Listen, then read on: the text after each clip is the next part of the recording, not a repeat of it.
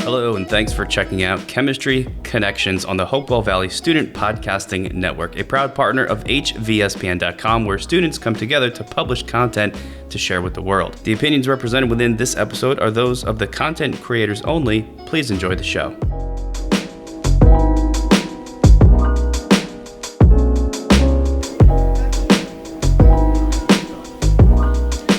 Welcome to Chemistry Connections. My name is Cameron Scott.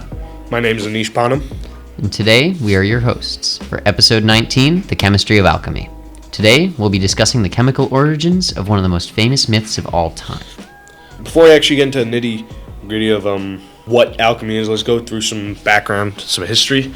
Yeah, so what is the legend of the alchemists? Well, there are many origin points throughout history. Alexander the Great conquered Egypt, and this led Greek concepts such as fire, earth, air, and water, I'm pretty sure everyone is familiar with that, to merge with the Egyptian science of the time.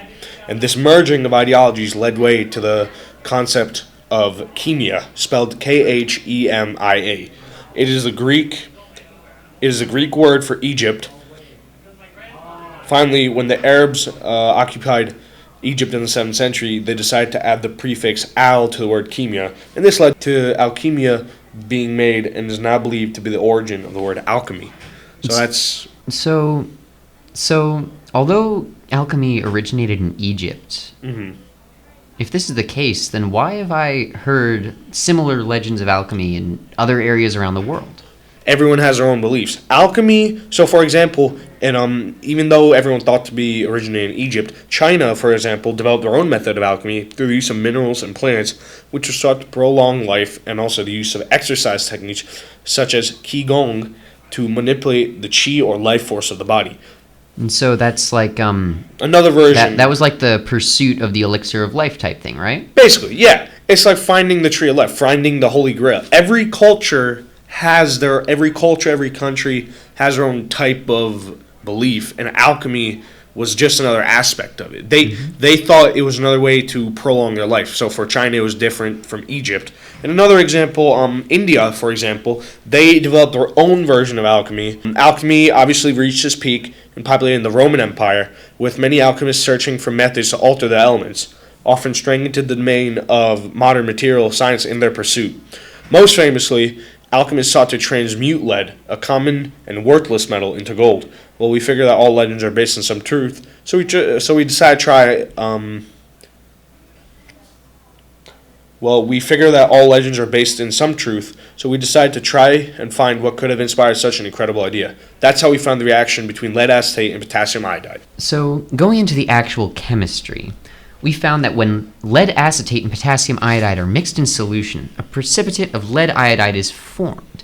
Now, this lead iodide is crystalline in appearance, and it's suspended in a clear solution. The way it reflects the light is very similar to the way that gold looks when it's suspended in solution. So that's why people say lead to gold. It's not actual gold. Exactly. Appearance-wise, it has similar properties. Exactly. And why? Since both of these materials were readily available to alchemists during the Roman times and the height of their myth,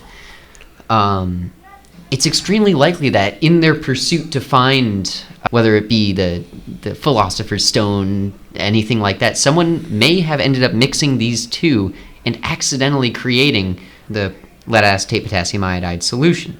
And so, like, for example, in the past, there was a time of trial and error. Yeah, exactly. It was pretty much put things together until people they had mix. time to do stuff. Nowadays, we set a standard in humanity that allows us to not do that anymore.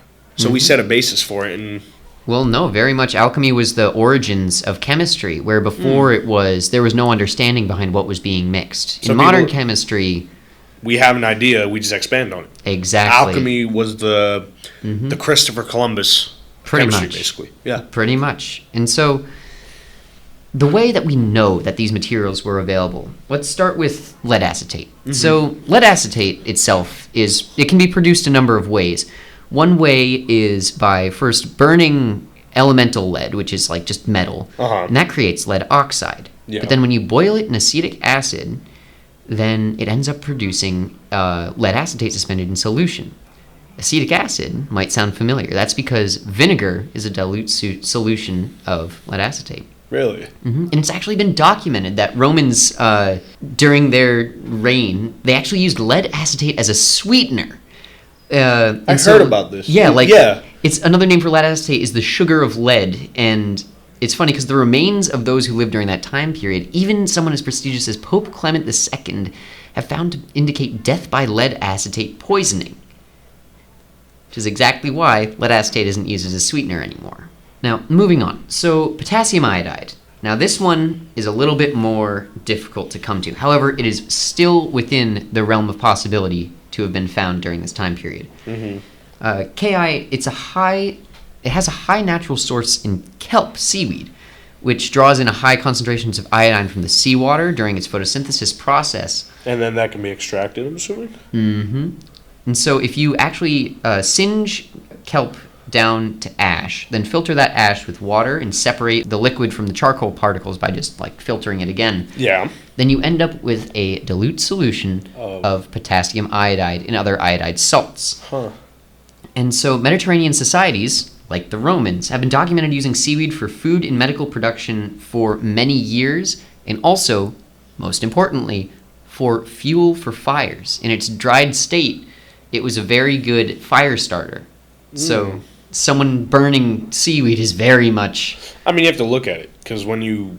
Well, that's actually how iodine was discovered, was some guy in France was just burning seaweed, and he noticed the smoke was purple. And he was like, what's this making? The smoke or the fire? The smoke from the seaweed was purple. The smoke was purple. It was purple. What does that indicate? That indicates the presence of iodine.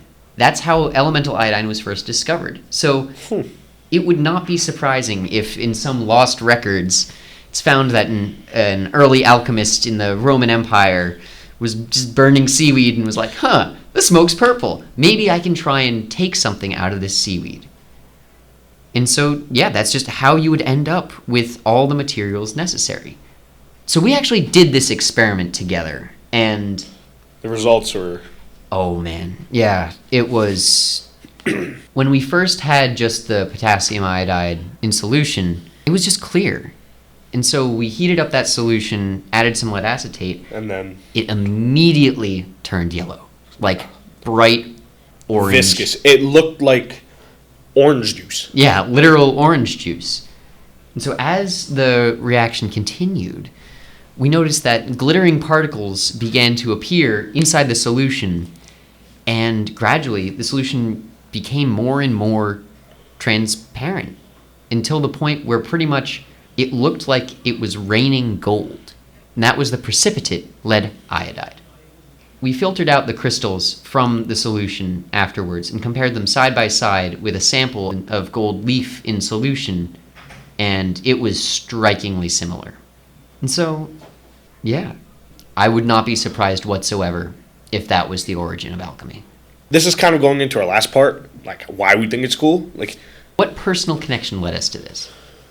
It's probably just the idea, the mystery behind it. Going back to the first part, alchemy is the origin of chemistry, you're saying, right? And to prove that, we just tapped into it. This type of experiment, it opened up minds to so many new things. They were able to do more experiments similar with different elements, see what they could do. So, like, everyday things, burning certain stuff, putting them in water, seeing color changes, all this visual stuff led people to... All the trial and error. Yeah, trial and error is the way of experimentation. Thousands of years of it led us to a point in history where we have so much stuff because of it. We discovered elements that we couldn't have discovered before without trial and error. And that's why I think it's cool. This was the stepping stone into it. Something else worth thinking about is just alchemy has had such a huge influence on pop culture. Like, just think about all the different... Frankensteins. Yeah, we got Frankenstein, we got Full Metal Alchemists. It's everywhere. Yeah. And we were able to potentially find out where this all came from and experience that for ourselves. Yeah. Also, the solution's pretty beautiful. Oh, it looks cool. Very pretty. All right. Thank you for listening to this episode of Chemistry Connections. This was Cameron. And this has been Anish. Okay. Other Other way around. You know what I mean. Yeah. This is Cameron. This is Anish. And thank you for listening to this episode of Chemistry Connections. For more student-ran podcasts and digital content, make sure that you visit www.hvspn.com. Thanks again.